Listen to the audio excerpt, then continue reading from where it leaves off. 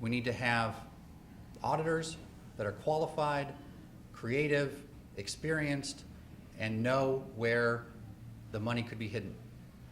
Because we're not going to be able to match dollar for dollar, auditor for auditor, what the companies are going to have. We're going to have to be smarter than that. We're going to have to be able to go after the spots where we get our biggest bang for our buck. And so I need to have auditors that know where those places are. And right now I can't pay enough to attract those folks. And so I need to get that authorization.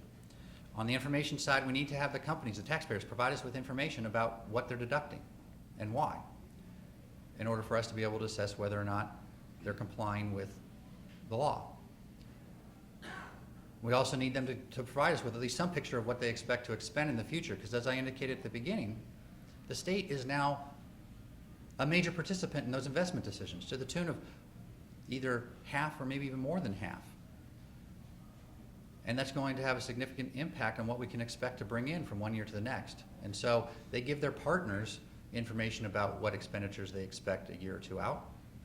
They can provide the state the same.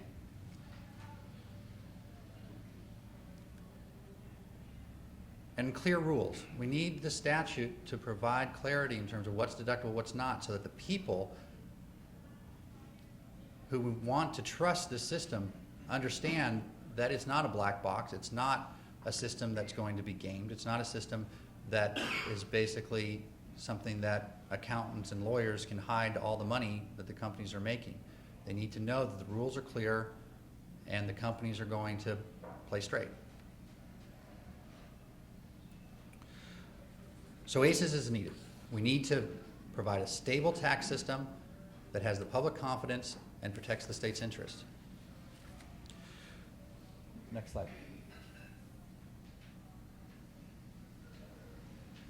Next. There we go. So now we get into the gory details.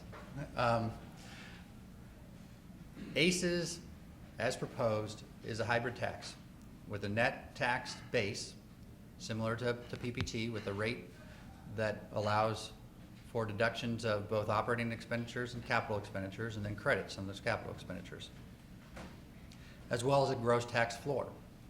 The gross tax floor is intended to provide a safety net for the state when the price comes down to a level where the net tax would provide limited revenue because costs stay high, prices come down, and the net tax results in little to no production tax. The gross tax on the legacy fields recognizes that those fields are an economic engine that will continue to run and can withstand a gross-based tax during those times of low prices, and the state's interests are protected during those times.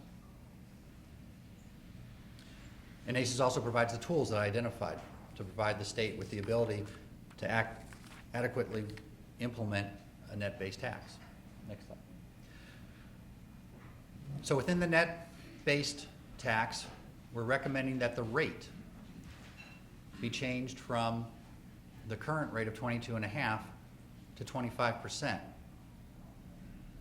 Again, this is the rate that came out of the previous administration when they were making their decision based solely on what is the appropriate rate in the balance of this investment and revenue issue. And it's also the rate that's been recommended by other consultants when they've looked at the state system. 25 is the right number. We've made adjustments to progressivity being the rate that is charged when prices go up, recognizing that as the prices increase and the revenue increases, the costs remain the same and the margin increases significantly.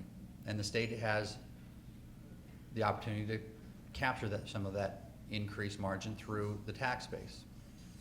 Now, our recommendation with regard to progressivity was frankly less aggressive than what might otherwise have been available to the state.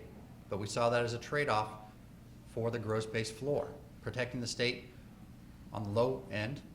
We didn't feel that we should go as aggressive on the high end.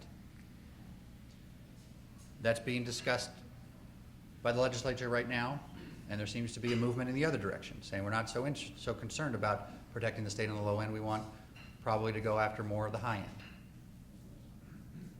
We've also made adjustments to the credit system, primarily in the form of eliminating what are referred to as TIE credits, Transitional Investment Expenditure Credits.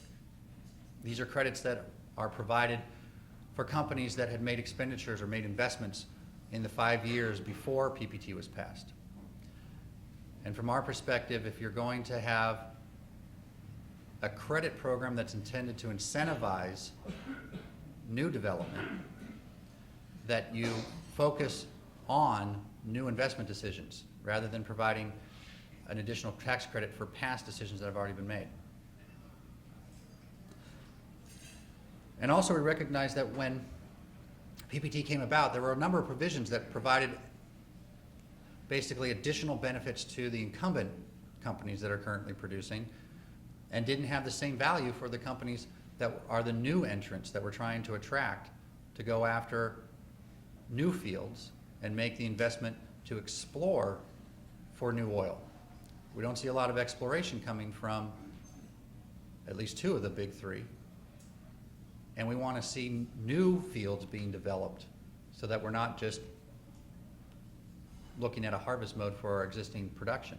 We want to get new companies in and create a different environment on the North Slope where we've got a number of players who are all competing for the services, competing for the opportunities, and driving a new oil engine on the North Slope. And so providing those new entrants with equal value is a big part of what ACES is trying to provide.